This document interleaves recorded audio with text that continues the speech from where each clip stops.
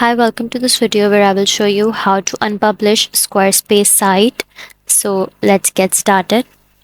First of all, you have to open your Squarespace dashboard, and then after opening it, click the three dots button, and now duplicate the published website. After duplicating it, then delete that old published website like that. After deleting it, in Squarespace there is no option to unpublish the site, so that's why we duplicate first the site so that it doesn't delete, and then we delete the old published site.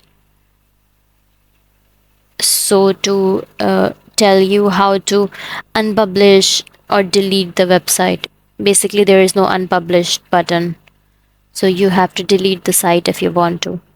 So that's how you will unpublish Squarespace website or delete it. That's all for this video. If you find this video helpful, please like and subscribe to our channel, and thank you for watching.